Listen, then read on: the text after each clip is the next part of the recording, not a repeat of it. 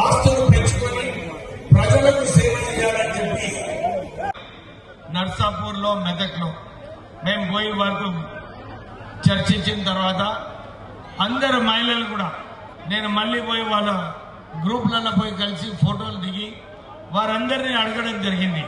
ఏమ్మా ఏం అనిపిస్తుంది ఈ కాంగ్రెస్ ప్రజాపాలనలో ఎట్లా ఉందని చెప్పి ఆ మహిళలందరినీ కూడా అడగడం జరిగింది. వాళ్ళందరూ కూడా ఇదే చెప్తున్నారు. సార్ చాలా సంతోషంగా ఉంది.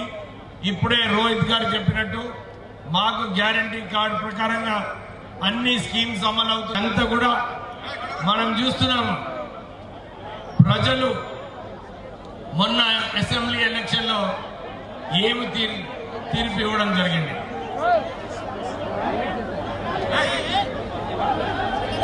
మెదక్ ప్రజలందరూ కూడా ఈ రోజు ఈ ర్యాలీ తీసినప్పుడు అందరూ కూడా ప్రేమతోని మా అందరికీ వేవ్ చేస్తూ వారి ఏదైతే కాంగ్రెస్ పార్టీ మీద భరోసా ఉందో నమ్మకం ఉందో వారందరూ కూడా మనకు చూపించడం జరిగింది.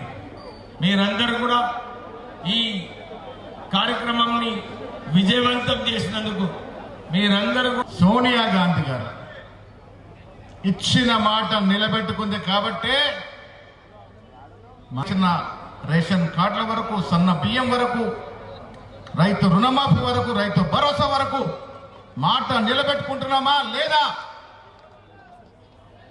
7.5 లక్షల కోట్ల అప్పు చేసి కేసీఆర్ గారు ఫామ్ హౌస్ ప్రభుత్వం బరువు మోస్తా ఉంది.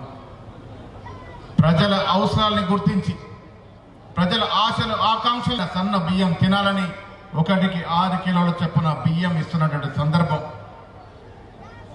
1 కాదు 2 కాదు, ఇచ్చిన వాగ్దానం